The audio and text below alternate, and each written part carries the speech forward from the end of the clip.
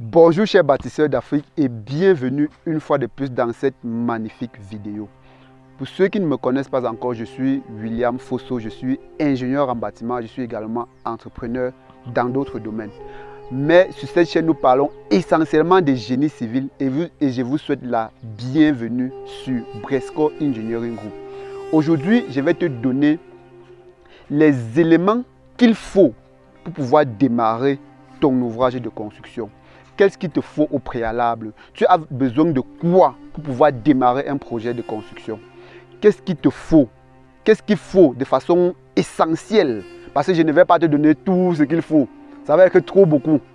Donc, je vais vous parler des éléments essentiels qu'il faut pour pouvoir démarrer un chantier de construction. Je suis essentiellement spécialisé dans le domaine du bâtiment et aujourd'hui, je vais te faire part des éléments essentiels qu'il faut pour démarrer un chantier de bâtiment. En fonction de l'ampleur de ton ouvrage, il y a toujours des éléments fondamentaux qu'il faut pour pouvoir démarrer ton projet. Si tu es prêt, si tu es déjà abonné, rendez-vous directement derrière.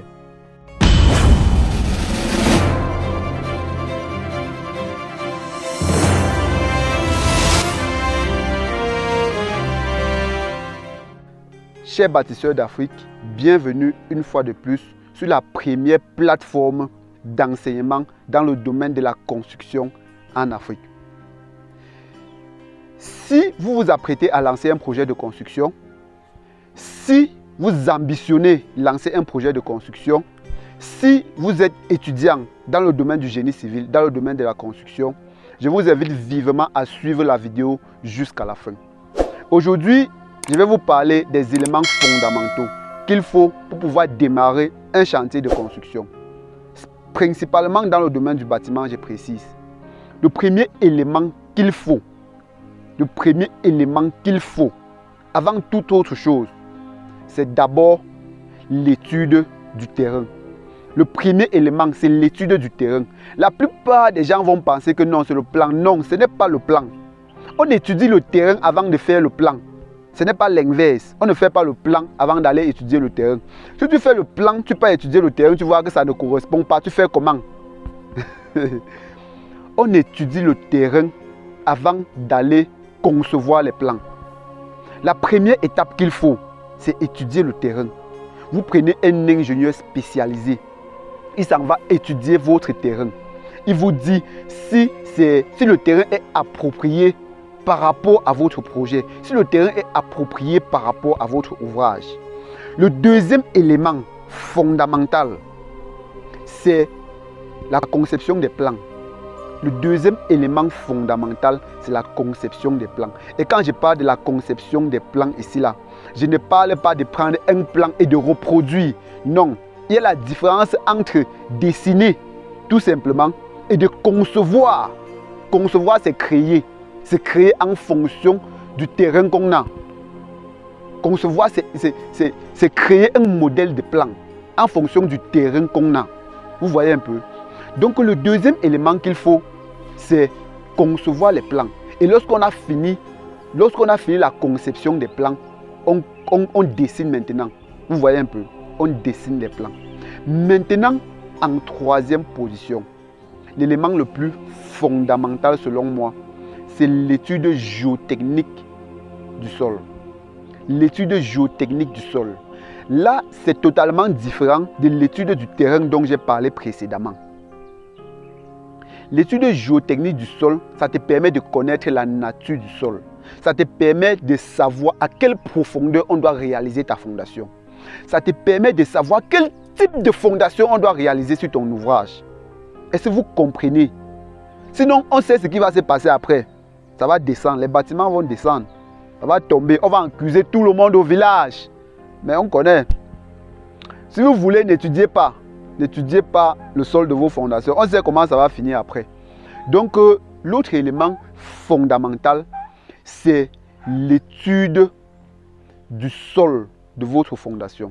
Parce que vous devez étudier le sol. Vous devez amener un géomètre expert étudier votre sol afin de vous donner la capacité portante du sol, afin de vous donner une recommandation pour le type de fondation que vous allez utiliser. Je ne dois pas entrer dans les détails sur les types de fondations qu'on peut réaliser dans les ouvrages. Ça va être très long. Ça va faire l'objet d'une autre vidéo. Alors, après avoir étudié le sol, le cabinet géotechnique donne les rapports à un cabinet d'ingénieurs. Qu'est-ce que le cabinet d'ingénieurs fait? Eux, ils font ce qu'on appelle le dimensionnement de l'ouvrage. Ils font ce qu'on appelle le dimensionnement, qui est la partie que tous les entrepreneurs, tous les promoteurs immobiliers négligent, le dimensionnement de l'ouvrage. Et si vous ne dimensionnez pas, on sait comment ça va finir. Et vous devez entrer en contact avec un ingénieur professionnel qui a fait ses preuves sur le terrain. Pourquoi j'ai précisé qu'il a fait ses preuves sur le terrain? Parce que la plupart des ingénieurs, ils font juste des dimensionnements à la machine, c'est-à-dire avec l'ordinateur, et ça donne des résultats qui sont extrêmement supérieurs aux données qu'on doit utiliser sur le terrain. Et on appelle ça, dans notre jargon de l'ingénierie, le surdimensionnement. Et lorsque tu surdimensionnes, ça fait en sorte que le client dépense énormément. Ça fait en sorte que le client dépense trop. Est-ce que vous comprenez un peu l'enjeu? Donc, vous devez faire appel à un cabinet d'ingénieurs avec des ingénieurs expérimentés qui ont fait leurs preuves sur le terrain. Ils dimensionnent en fonction du rapport d'études géotechniques. Ils vous donnent le dimensionnement, c'est-à-dire quel type de fer vous allez utiliser, quel type de fer vous allez utiliser, quelle section d'armature vous allez utiliser. Parce que ce ne sont pas les choses qui se font au hasard. Si vous faites ça au hasard, on sait comment ça va finir. Si vous le faites au hasard, on sait exactement comment ça va finir. Alors, chers bâtisseurs d'Afrique, vous devez être très vigilant à ce niveau-là. Vous devez être très vigilant. Je suis en train de vous citer toutes les étapes préalables qu'il faut d'abord, avant de lancer votre projet de construction. Il ne suffit pas que vous ayez votre argent, vous dites que je vais aller construire. Non, non. On sait comment ça va finir après. Vous allez prendre les économies de toute une vie que vous avez travaillé depuis 20 ans, depuis 15 ans, depuis 10 ans. Allez dire que je veux construire. Vous construisez, après 5 ans, on voit ce qui se passe. Après 10 ans, on voit ce qui se passe. Ou alors après 2 ans même, le chantier n'est même pas encore fini. On voit ce qui se passe. Parce que vous n'avez pas voulu respecter les étapes qu'il faut avant de lancer votre projet de construction. Une autre étape très importante que vous devez prendre en compte avant de démarrer votre projet, après avoir fait le dimensionnement, vous devez entrer en contact avec des techniciens professionnels. La plupart des gens ne le font pas. Pourquoi? Moi, je le recommande. La plupart des gens ne le recommandent pas, mais moi, je le recommande. Pourquoi? Il y a trop d'ingénieurs dehors qui font des choses qui ne sont pas en corrélation avec le terrain. Et ça fait dépenser le client pour rien. Raison pour laquelle on doit toujours entrer en contact avec des professionnels qui ont fait leurs preuves sur le terrain afin qu'ils puissent apprécier. Est-ce que vous voyez un peu? Afin qu'ils puissent apprécier. Et lorsqu'ils apprécient, c'est bon. Vous pouvez démarrer votre projet. Maintenant, tout ce qui concerne vraiment les éléments qu'il faut installer ou l'installation du chantier, c'est trop long. C'est trop beaucoup. Je ne peux pas citer tout ça ici. Donc, chers bâtisseurs d'Afrique, vous avez avec vous, dans cette vidéo, tous les éléments fondamentaux qu'il vous faut pour pouvoir démarrer votre projet. Avant de démarrer votre projet, vous devez veiller à respecter toutes ces étapes-là. À défaut de cela, on sait comment ça va finir. Et ce n'est pas ce que je souhaite pour votre projet. Si vous avez besoin de nous contacter, nous avons notre contact dans la description. Si la vidéo vous intéresse, je vous invite à vous abonner et à partager surtout pour aider le maximum de personnes à savoir ce qu'il faut pour pouvoir démarrer un véritable projet de construction. À savoir, je résume tout simplement les éléments.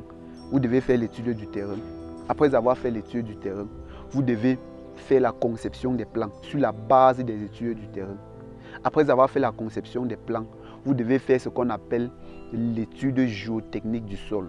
Vous devez faire l'étude géotechnique du sol. Après avoir réalisé l'étude géotechnique du sol, vous devez vous rapprocher d'un cabinet d'ingénieurs et puis faire ce qu'on appelle le dimensionnement de l'ouvrage. Parce que tous les ouvrages sont dimensionnés. Ça ne se fait pas au hasard.